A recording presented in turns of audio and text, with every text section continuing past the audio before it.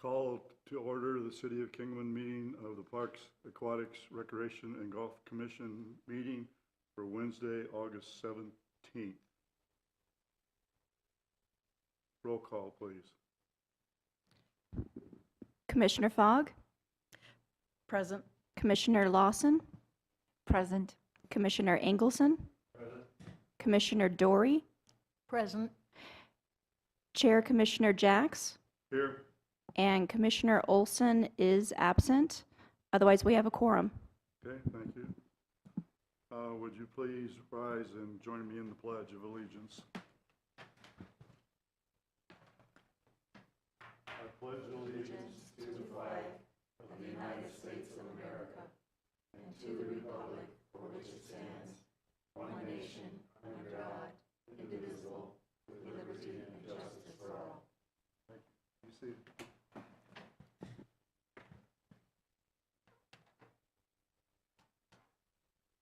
Item 1 is approval of minutes, approval of the minutes from the May 18th, 2022 meeting. Do I have a motion to approve the minutes? I'll make that motion to approve the minutes. A motion by Commissioner Fogg. Do I have a second? I second that. Okay, second by Commissioner Dory. All those in favor say aye. Aye. Opposed? Okay, motion carries. Item 2, consideration of public comments. Those wishing to address the Parks, Aquatics, Recreation, and Golf need not request permission in advance. Actions taken as a result of public comments will be limited to directing staff to study the matter or rescheduling the matter for consideration and decision at a later time pursuant to Arizona Revised Statutes 38-431. Do we have anybody wishing to make a public comment? Commissioner Jacks, Yes. none were submitted by the deadline this morning. Okay. So hearing and seeing that, we'll move on to item 3, which are our reports, and start with Golf Course Superintendent report.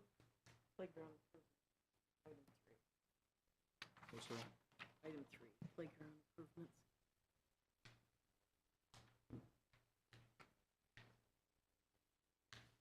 Oh, I have that item 4 on this one. Oh, got it on 3.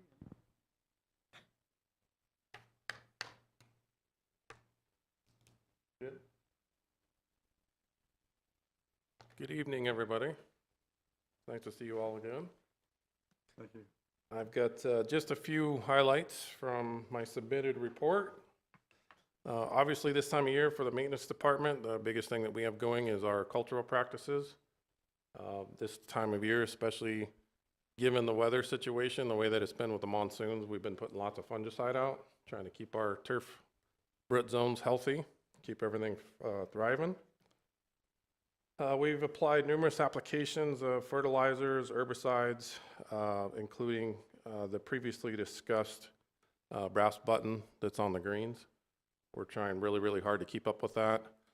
I actually had a superintendent friend that works in San Diego send me a picture of a green, and if I would have remembered, I would have submitted so you could see it, but the brass button has completely wiped out all the bent grass, so it's definitely a big deal, so we're trying to keep up on it. Every time we spray, we're putting a little bit of herbicide out to keep up with that.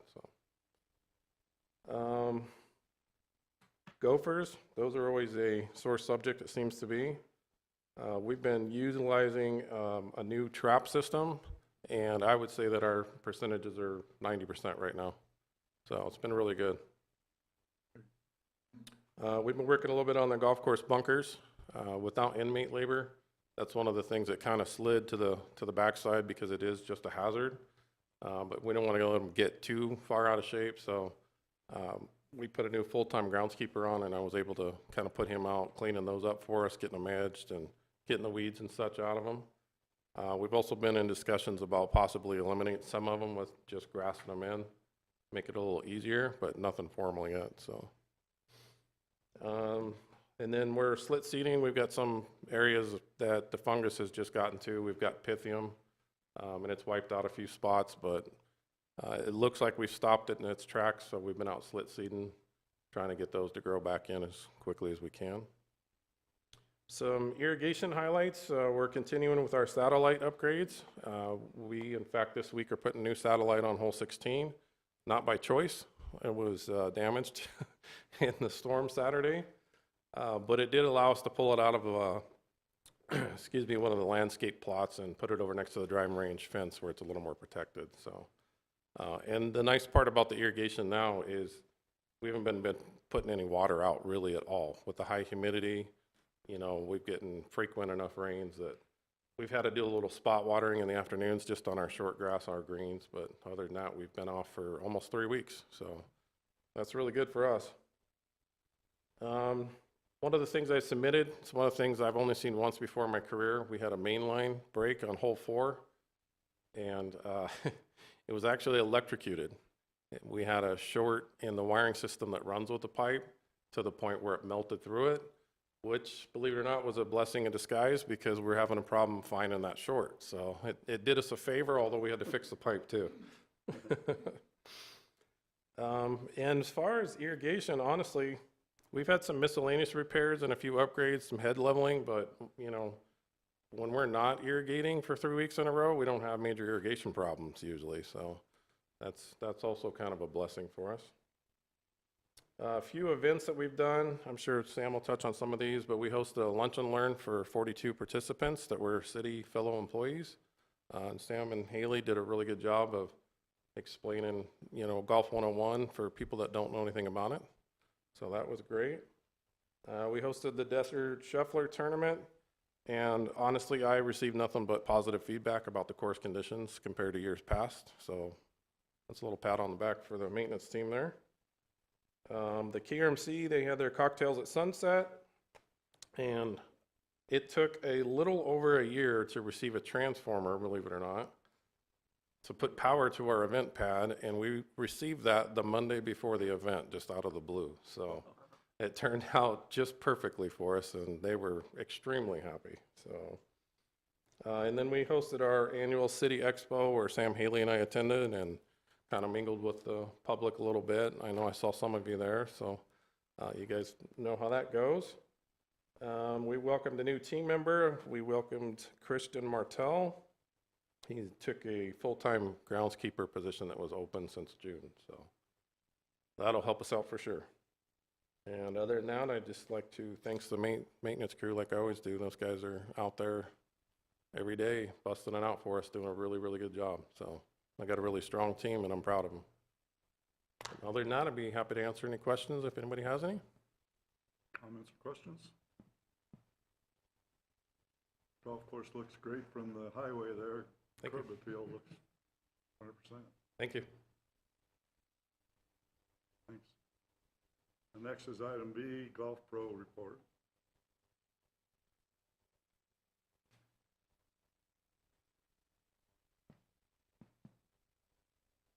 Good evening, folks. Glad to be here. So Patrick stole my thunder on a couple of things, but we'll move forward anyway. We had a really good year in the junior golf. A total of 127 junior participants, 85, I believe, or 128 kids and adults that played in the 9-hole tournament we had at the end. We're going to get another one kicked off for the fall here this Friday. So good deal there. We had had my golf, what I call 101 for beginner golfers or newbies, you know, trying to move non-golfers into golf. And it went pretty good, about like it did at the other courses I was at. You know, a lot of enthusiasm, and then some people kind of fizzled out at the end, and that's to be expected, but maybe we'll get them back. The ones that stayed, the ones that were enthusiastic, you know, asked me to do a golf, I don't know, 201 or 102 or a second season for it, so I'll probably get that kicked off in the fall. Just step up, a little more advanced class, and then we'll do the 101 again starting next spring, a little earlier this year. Like Patrick said, we had the Lunch and Learn last spring, 42 participants. It went pretty good. Got to show off the clubhouse. Sam Worcester did a good job with the food. Had a lot of tournaments. Rotary Memorial Day tournament was a big success. Kingman Men's Club. The Shuffler tournament went real well. Would we have 168 participants? No hiccups this year that I'm aware of, so that went good. What else we got? The Realtor League started up again. We also have, that's every other Wednesday, and the Wednesday that we don't have the Realtor League, which is like today, we have the City League. It's a 9-hole scramble, so maybe we'll see some of y'all out there. It's probably only going to go another couple of weeks because it's getting dark a little earlier. But like Patrick said, the cocktails at Sunset, KMRC went very well. Everyone was pleased. And because of that, we actually got a birthday party last Friday from Becky Fawson. So she attended the cocktails at Sunset and then got a good idea to host her birthday party Friday. So everything went well. I kind of expect us to get a little more business, especially maybe for Christmas parties, things like that, coming up in the fall or winter. We have the Kingman Fire Department tournament this Saturday. This is a second biggest tournament of the year, somewhere around 156 golfers. We had to bring in some extra carts. We received those yesterday, so I'm sure everything will go good on that. And then we have the Elks tournament a week from Saturday. That's another big tournament. And then the New Corps tournament coming up as well. So a lot of tournaments coming up this time of year. Good deal. We've been meeting with the New Corps people several times, and so that'll all be good. Lessons have been down a little bit, I think because of the heat and from what I'm told, the abnormal weather we've had here that I brought with me this past month. Still doing a lot, reasonable amount of ping fittings and sales, and that's about it. Any questions on anything? Any questions, comments? Mike? Okay, thanks. I would just like to comment on really the job these guys have done so far. Very challenging, and like all these guys have done, it's been very challenging getting employees. So, and many times they're doing things shorthanded, and we, like everybody in the country, is having a hard time finding people that want to work. So they've done a great job with that. So I really, truly appreciate that.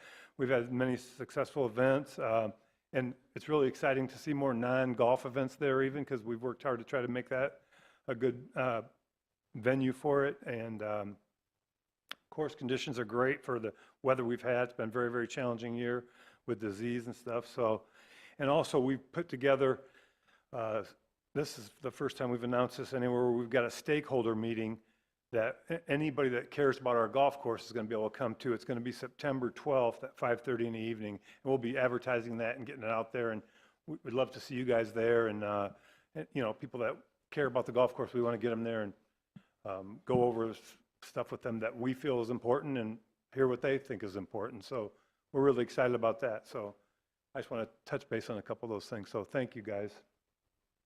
That's right. Question on, what's the latest with the golf carts?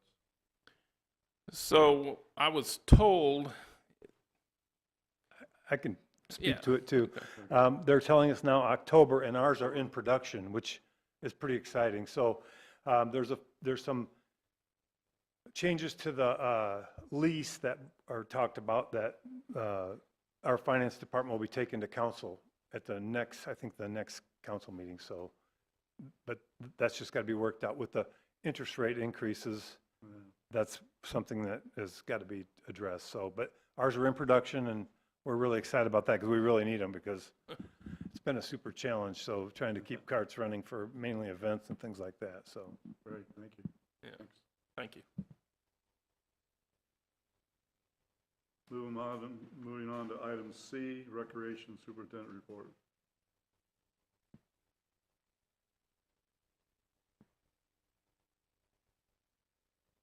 Good evening. Nice to see you all again. I did want to mention, as Mike had mentioned about the employee issue, Right now, currently, for myself, between aquatics and recreation, I had this summer a total of 95 employees, part-time and seasonal to supervise, with probably about 50, just over 50, probably 55% of those being all new hires. So there was a lot of interviews that we did this summer in preparing. We did a total of about 75 interviews, and we hired about 50, I think it was 53 new employees this summer. So that was one of our, as he mentioned, challenges. Last summer, for our Summer Fun Days Day Camp, I ran that program with a total of 3 whopping staff. This year, I had 15. So it was good to be able to facilitate that program. I only had 1 returning employee. So that was the other challenge, is trying to train new people who had no experience in the program before. Not to mention, I don't remember when was our last commission, but 2 of our coordinators, the only 2 full-time employees that I have in my division alone, both resigned a week apart from one another. One on December 31st, the other one January 7th. So we had to bring on 2 new full-time coordinators, which actually took effect, I want to say it was March 28th or somewhere around there was their first day coming on full-time. They were part-time employees with us who helped get us through the beginning of the year. So that was another challenging factor. They're doing a good job right now, and without the 2 of them, my division, as far as responsibility for recreation, would be hard to do by myself throughout the summer. So kudos to them. I really appreciate all the help they did. Summer Fun Days, as I mentioned earlier, last summer we were lucky to maintain anywhere between 20 to 30 participants in the program. This year we were sold out every week with 60 participants. So we're back up to where we needed to be. So for me, that was a good goal to have because it was 53% increase over last summer. The program brought in just over, it was almost $27,000, sorry. And we served a total of 335 participants over the 6 weeks. Fantastic, which is our mobile recreation unit. We get that co-sponsored with a partnership with Kingman Regional Medical Center and with KUSD. It's actually through Chartwells, which is their food program that services the Kingman Unified School District. They catered free lunches to all the participants in both the Summer Fun Days and the Fantastic program. The Fantastic program visits 6 park sites throughout the week, goes Tuesday, Wednesdays, and Thursdays, and basically is a free outdoor recreation program that's, again, partly sponsored or provided by Kingman Regional. Our quilting classes had taken some time off during COVID, and our instructor decided, she says, ready to come back, and we were just about full. We had 14 of a total of 18 spots that we can put in that room. 18 is like the maximum capacity for the building for that one program, and we sold 14 of those spots, which I was actually surprised about. I thought we would get maybe around 10 at the top, so we got 14, so it exceeded what my personal goal was for that program. Same thing with our Little Chefs dessert making and science classes that we had this summer. We had an extensive wait list. We added classes, we doubled, we tripled up, we did as much as we could with the timing, with the room availability. So those classes, we started classes at 9 o'clock in the morning, and there was somebody in that room until 8 o'clock at night, just about every night in our community center. Thank God we got our new AC unit in there, because I don't know what this summer would have been like with no AC in that building. But not to mention those other programs, they still carried a 30-plus wait list for those programs as well. Our dance program that concluded in the spring had their dance recital on May 21st. We had a total of 350 spectators with 80 performers. This summer, we offered just the dance technique because of the short period in time, and we had acquired 74 students between our 8 classes, so pretty much every single class was full to capacity. Fall classes just began this week, so we're just 3 days in. We had classes Monday, yesterday, and today. So we'll see how the rest of the season goes, but we do have 16 youth classes, and we are offering 3 adult classes this season as well. As for sports, this summer we added adult dodgeball, which is the first time we've done that. And we ended up, our goal was a high goal of 6 teams. We got 7, so it was more than what we expected for the first time around. And this Friday is their last day, so all the feedback we've got, everybody has enjoyed it. It's very relaxing. It's like a non-stressful sport, I guess, maybe because they're throwing balls at each other, I'm not sure. But we've had a lot of positive feedback, so the participants are looking for more, and other people are hearing about it. We've had people come in and go, hey, when's your next dodgeball season? We're like, we just barely got the first one underway. We'll work on the second one coming up here pretty soon, hopefully, but it's not immediate yet. As far as the fall goes, we do have other adult sports that we're looking at. We have the adult co-ed volleyball, the adult basketball, adult kickball, youth volleyball. Our youth volleyball, we're hoping we can get off the ground this fall. Last fall, we had to cancel it. We had a total of 38 participants last summer register with 0 volunteers. We called every single parent on the list that had their kids participate or signed up to participate. Not one of them would volunteer coach. So we had no coaches for the season, so we had to cancel it last year.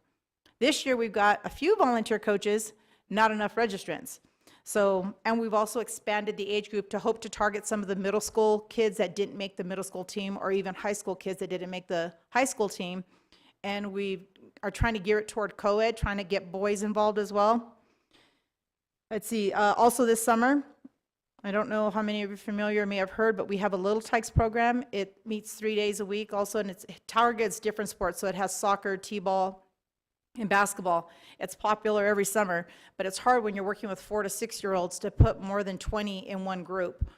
And so that program as well, it's sold out. We had 20 enrolled in everyone with a wait list, probably 15, 20 deep. But again, you got to do it first thing in the morning before it's too hot. If we even tried to add a second session, it would be too warm in the day for them to do it. So we couldn't really add any more to that group either. Special event-wise, our annual summer carnival night at Centennial was wonderful. We had a really great turnout. We have a new painted screen thanks to Jerry and his crew. They painted the back of the racquetball court so we can show our movie right on the wall without having to put up a screen or anything. It worked out really great. We had approximately 900 patrons. Between the wristbands that we sold for the event and the concession sales, we were close to about 2,700. It was just shy by like $3. So I think it was a great summer for us for that program. The Mud Mania event, this one takes place during the week. It's a Thursday afternoon. How we manage to do this every year, we do. Thanks to Jerry, again, his crew does a great job setting up the course for us. We had 383 participants. We were hit with rain this year. We had to stop for about a 2-hour time period, resumed it, picked it back up. It's a free event, but we do sell, shirts, commemorative shirts and refreshments and snacks and stuff like that. And we brought in just over $1,200 in just event sales for that too. We had a lot of people coming to us telling us, we're glad you do this, why don't you do it on a Saturday? I'm afraid if we were to double our numbers, because we get out of there as it is now like around 3 o'clock. If we were to double the numbers, we'd be there probably 9, 10 o'clock at night, and there wouldn't be enough light in the day to do this. So we stick with the Thursday in case anyone were to ever ask. That's why the numbers are already large enough with where we're at for a week daytime event. The float-in movie that we had scheduled for July 15th, which is the day right after, got struck out by weather. So unfortunately, we didn't get to have our float-in movie at Centennial this year. But we are showing the same movie that was scheduled for that event at our drive-in movie that's coming up on August 26th. It's Uncharted, so if you want to see it, if anybody wants to come out to Southside Park, we have Uncharted showing that evening. This year also, we thought, as of last year, Andy Divine Days was our last event, last parade. We were turning it over to another group and organization. They kind of dropped the ball on it, came back to the city and said, we're unable to do it. Andy Divine Days takes place in September. I normally start the preparations for that in January. Last week, Mike and I were kind of approached and said, take back the Andy Divine Days parade. I'm like, on a 5-week notice? Okay, we're running with this. Personally, I'm glad that we get to do it. It's an event that I've always enjoyed. Karen, I know, has participated for several years in it. And as far as being a judge, which I'm all going to hit you guys all up here in a little bit for that. But so if your calendars are free for September 24th, we're going to be downtown with the Andy Divine Days Parade. I can always use judges, whether if you want to judge vehicles, horses, floats, performing units. There's a reviewing stand also that you guys are, when you're done doing your judging down at the staging area, we'll take you up to the reviewing stand. You can sit up at the reviewing stand and watch the parade as it goes by and then judge any performing units that are involved. Last but not least, our aquatics. We had a great summer. Beth Matthews, who was one of our recreation coordinators, took a job with the fire department and is still continued to train our aquatic staff. She worked very closely with them. She turned the reins over to another pool manager, which fortunately turned out to be her daughter. She went through the interview process and got the position, did a great job. We had a lot of young staff this year. We had a lot of challenges with young staff, but it's a training year because, as I mentioned earlier, we had to hire, I think it was something like 45 new aquatic employees this summer, so it was quite a bit of people. And we had a total of 705 students enrolled in our swim lessons.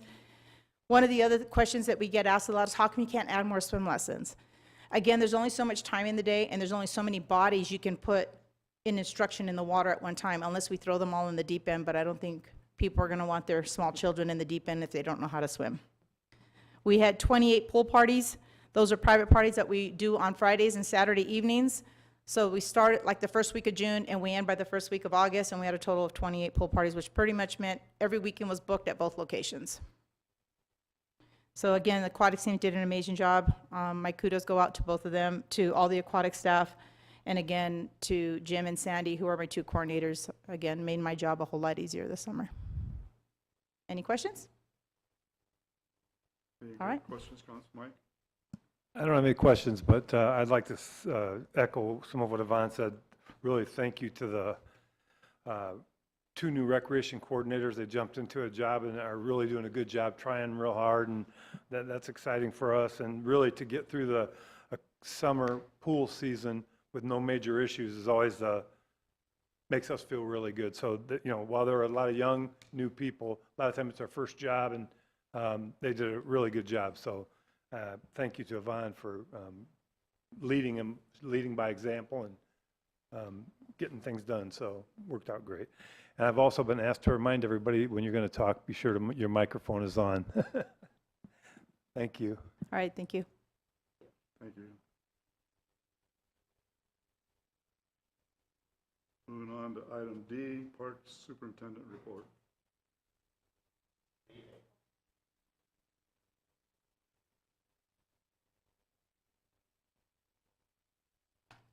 All right, so Park Superintendent report. The first one, we'll start with the Metcalf Playground expansion. The Parks Department, we formed and poured the perimeter walls all in-house. The installers were JP and Sons. They were on site June 16th. They did the forms for the footings. The following week, they poured the footing and set the new climbing walls and set the new climbing wall and the free climbing rock. In-house, we also had to run a new irrigation line that used to go through that area over for the trees, and then after all that was installed, we added the safety surface. The new playground upgrade was open to the public on July 19th. Centennial Park lighting upgrades. The Parks Department, we removed the slabs around the light poles on Field 1 and the pickleball court. The project started on June 6th. The wooden poles were removed from the basketball courts and Field 1 and replaced with metal poles with LED fixtures. Metal poles with LED fixtures were also installed on the pickleball courts, and the fixtures were changed to LED on the tennis courts using the existing poles. The Parks Department, we removed all the old poles, the old wooden poles that we had, the excess dirt, and we also dug several trenches for conduit runs. The Colors of War Monument. After the foundation was complete, we added flagstones similar to the existing monuments so that way everything matched. The Marine Corps League completed their plaque and flagstone work on the wall, and they were able to hold the ceremony for the new monument on Memorial's Day, which is what their goal was to do.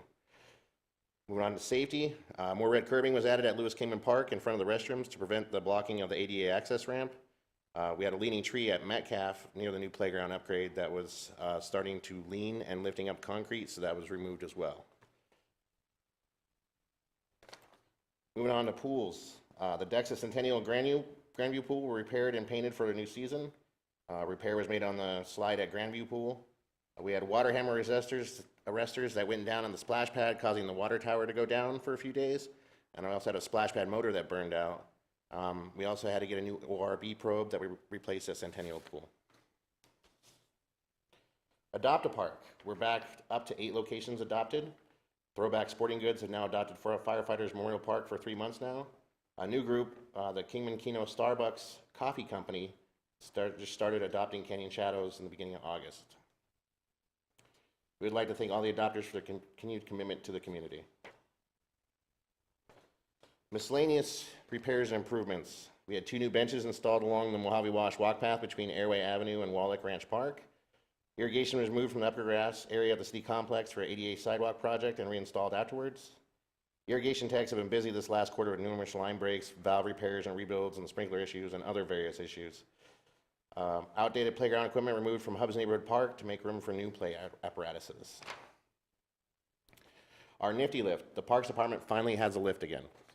It took about 14 months, I believe, from the time we ordered it to get it due to supply issues, but it's been very busy. So since receiving the lift, it's seen a lot of use, and we've even golf has made use of it. Then we actually displayed our new lift at the City Expo. We put it all up in the air.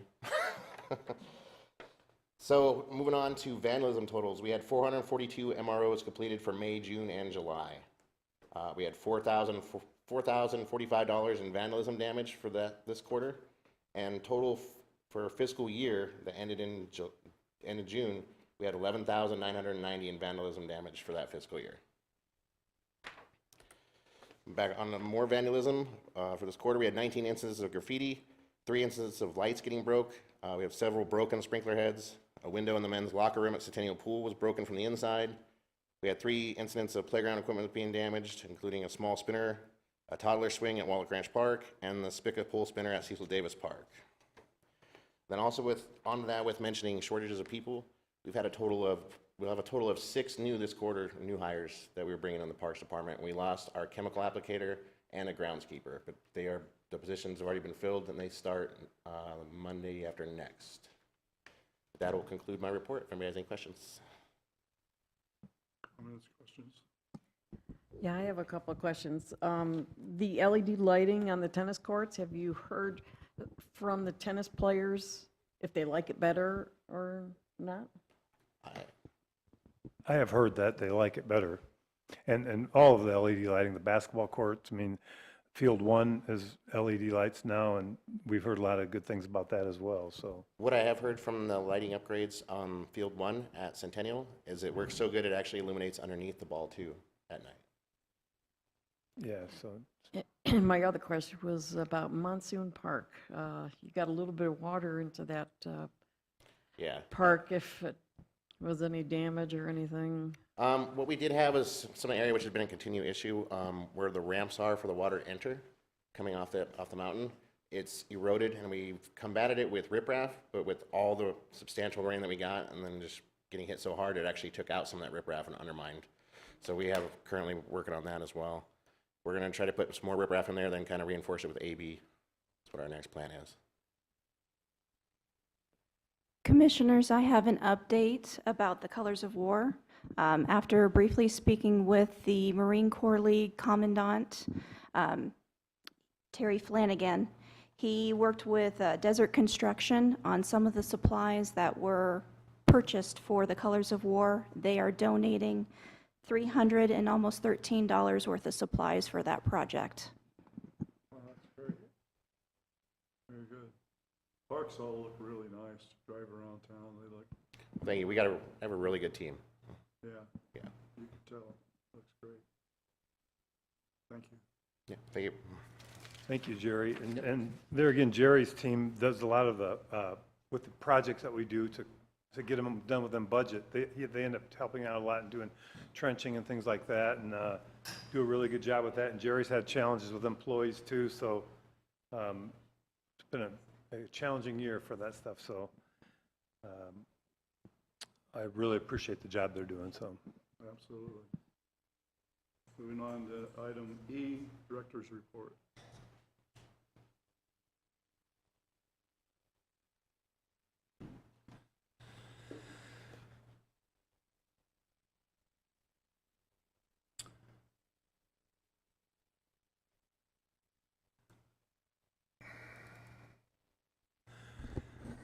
Basically, I wanted to update you on our CIP projects. I just have one slide basically with it on there. Right there it is. And Centennial Park, the next project we're going to be doing at Centennial Park is Field 4, upgrading the lighting at Centennial Park.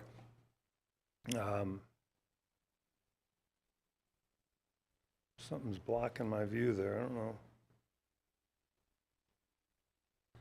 I can X that out of that or minimize it or something. Okay, there we go. Any rate, we're going to get rid of the wooden poles and update to steel poles like we did on Field 1, because really our softball fields are hugely busy places, obviously. Anybody that knows has attended there, and it's very important for safety. Like Jerry mentioned, we get reports now they can see the bottom of the ball, which in the past, it's really hard to see the ball in many cases. So this is really going to be a huge improvement there, Field 4. And then next year, we'll hopefully budget CIP money to try to get the fields 2 and 3 LED lights instead of the conventional lights that are there now. On down to the next one, ice skating rink. We left this on here because there's a group that has requested that. There's no funding for it, but we left it on here so that if they do raise the money and decide they want to have an ice rink in Kingman, then we could go ahead and do it. So the next one is Lewis Kingman Park restrooms. We've had this in our budget for capital improvement budget for many years, and with the amount of new events that we're having there, the city found it worthwhile to do it, which I'm really pleased. Those restrooms that are there now were the original restrooms from when that was a rest area on Route 66. So it's going to be exciting to get some new restrooms there, and really that park is getting a lot more use, and we think it's going to get a lot more use in the future. So the playground equipment that we're working on, we're going to talk about that next.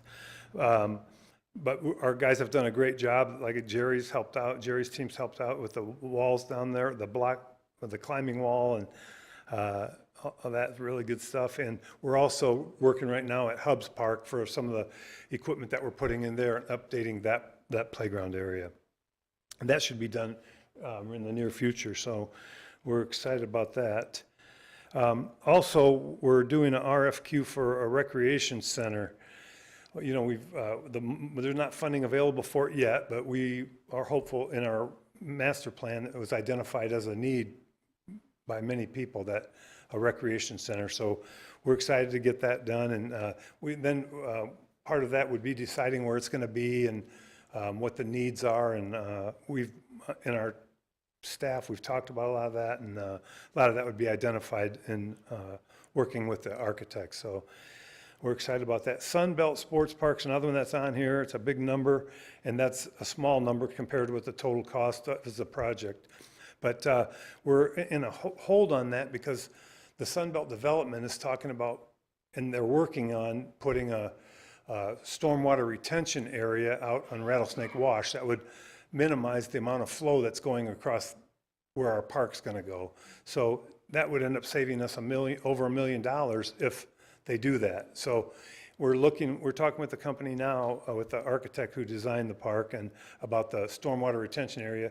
Could we start on maybe make it smaller, and in hopes that the Sunbelt Development gets that built, because we don't want to put a bunch of money into a turf and buildings and everything else and then have a 100-year storm come and wash it all away. So we're trying to be fiscally responsible by looking at all the options, and they're still working on the drainage plan for that stormwater retention area that they're talking about building. So, but we're anxious to get that going. Trail and development enhancement, I'll talk a little bit about that later too, but we're excited about all that's going on in trails. We've got over $240,000 worth of trails grant money from Arizona State Parks and Trails that's going to be built this winter. It's going to be over 5 miles, linking our uptown to our downtown, going through White Cliffs Wagon Wheels area, and tying in at the top of 3rd Street.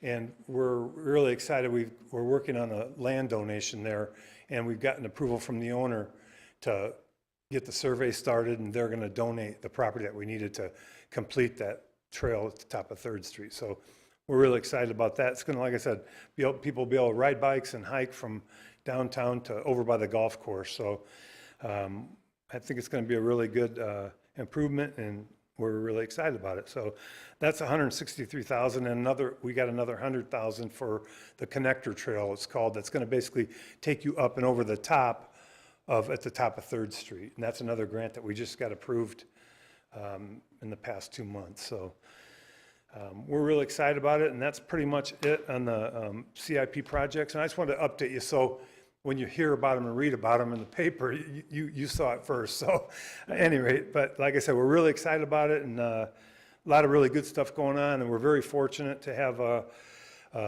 city manager that cares a lot about quality of life, and our council and our mayor, who happens to be in the room, they care a lot about quality of life, and that's what our department is. So we're very fortunate to have them and you that are pushing quality of life stuff in our city. So that's very important to us. So, and that's all I have on that. I'll be happy to answer any questions if somebody has any questions about Questions it. or comments? Yes. In the news lately, and I think everybody's well aware of it, we're facing water problems. Now, the golf course is probably one of the biggest users of water that we have in the city, other than you and me. But I just wonder if there are any plans to change the layout of the golf course, or not change the layout so much, but to remove some of the grass where you're not hitting the golf ball, put in some desert-type landscaping, and see if we can cut down on the water usage there. We have done quite a bit of that in areas, but there's definitely more areas you can do. There was a golf course in California that did it, and it cost them $1 million to do it, to put it back to desert. It's not like as simple as turning off the irrigation and it's done. So there's a lot of work that goes into it, but we do have a plan that in areas that, par threes between the tee and the green, there's many areas like that that wouldn't have to be turf. So we've cut back already a lot, and we're constantly looking at water conservation. We really are, and it's very important to us, and we do have a plan of areas that we can cut back, and like you say, areas between the tee and the fairway on every hole. I mean, but for sure par threes. I mean, to me, par three, the object is to hit it on the green in one shot. So we don't need turf the whole way. So obviously those are areas that we would attack first. So we do have a plan for that, and we've been working on it. Patrick's been working on it for a long time too, identifying any other key areas we can get rid of some. An area example that off of 16T used to be all turf. We've gotten rid of a lot of turf in that area. So, there's many areas that I think that can be, and I think in the future they definitely will go back to desert. So we call it back to desert. So I think it's a good question, and I think it's important that we get looking at it even more faster. So I hope I've answered your question, but thank you. Yeah, thanks. Any other comments, questions? Thanks. Okay. Moves us on to item 4A, playground improvements for FY22, request commission recommendation, discussion, and action. Not that one.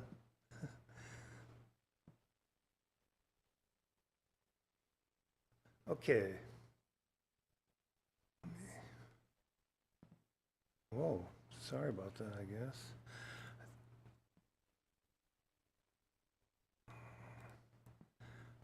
Okay.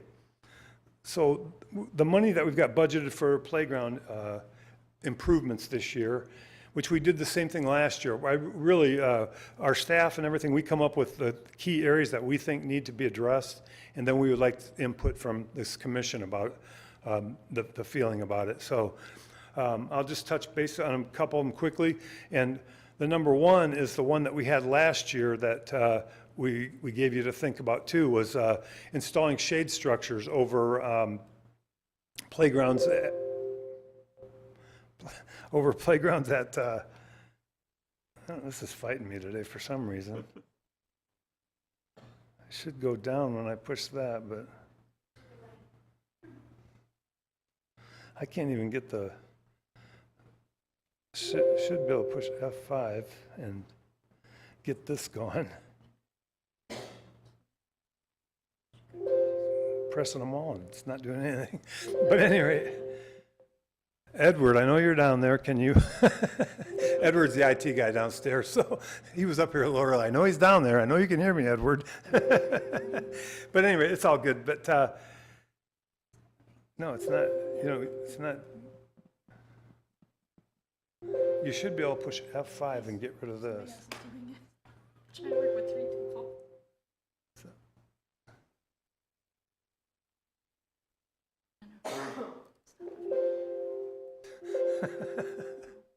Any rate, Edward, if you could move the slide down to the next one, to slide 2.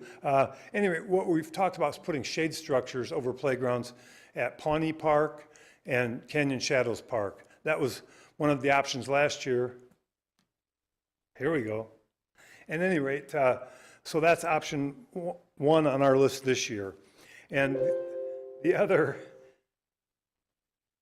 option is updating the playground at Mojave Park. It's some of our oldest equipment, but what I was going to say about the Canyon Shadows and Pawnee is some of our newest playground equipment that we had before we really started investing in our playgrounds, and it's still up-to-date stuff and good equipment. And it's important to get, I feel, put shade structures over them where you're keeping your playground equipment last longer, and it also keeps it from being dangerously hot. So that's the shade structures is one option, basically. That will utilize all of our money in that account, or, here we go. There we go, Pawnee Park, the shade structures at Pawnee Park over the playground, and that's Canyon Shadows.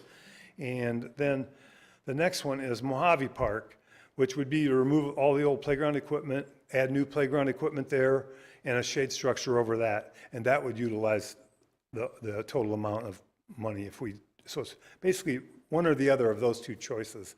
And like I said, Hubbs Park needs it as well.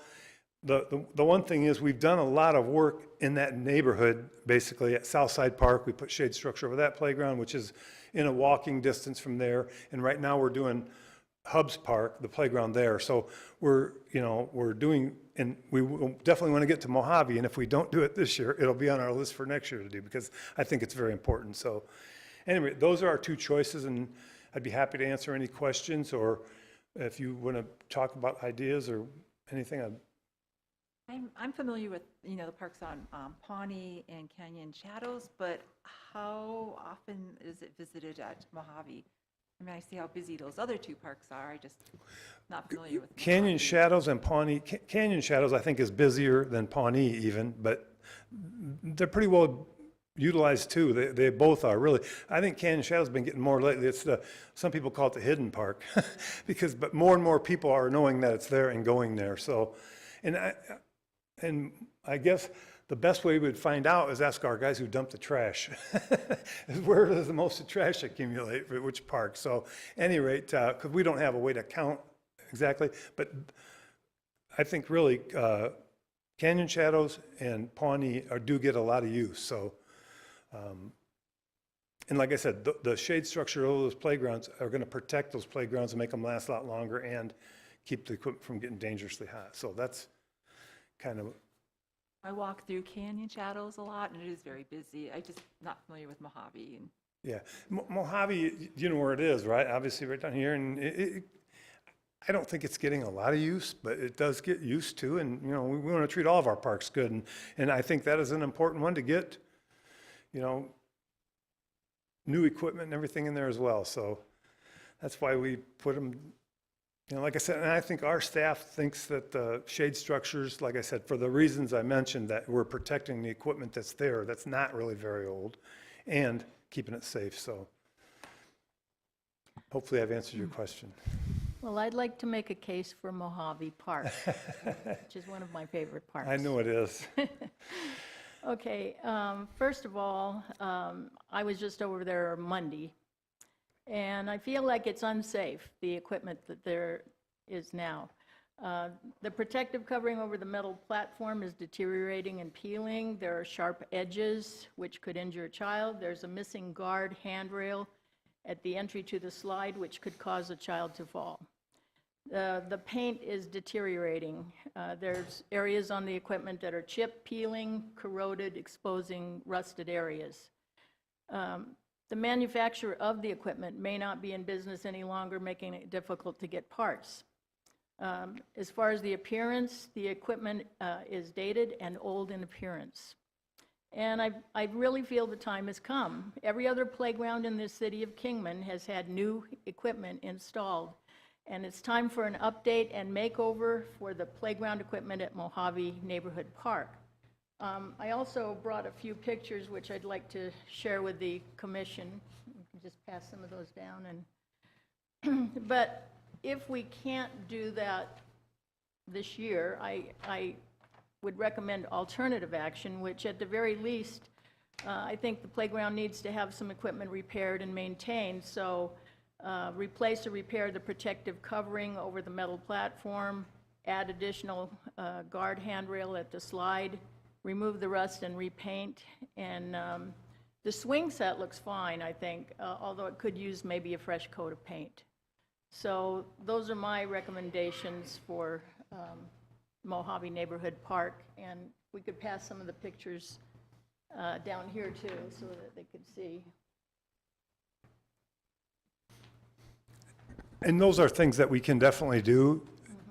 Like I say, the only reason I feel that, and I think our staff feels like the shade structures are a little more important, because we have done a lot of work in parks close to that park. And I believe me, I want that park to be as good as the rest of them too. But anyway, that's, and we can make a lot of those repairs and make it safe with, In the meantime. in the meantime. And we would definitely do that, so.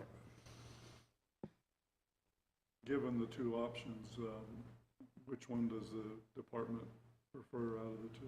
Well, that's how I say, I think we prefer the shade structures at this time, just because those two parks have reasonably new equipment that will be protected and last a lot longer if we get shade structures over them. And as a matter of fact, it's interesting, I don't follow Facebook a lot, but I do when it's about parks. And when we had the ribbon cutting for the boulders down here at Metcalf Park, one of the comments was on there, that's great, but when are they going to put shade structures over the rest of the playground? So, I mean, that is important to a lot of people as well, because, you know, when it's with the sun here, if you take your kids to the playground in the middle of the day, a lot of times the playground equipment is too hot to use. So that's kind of what we feel.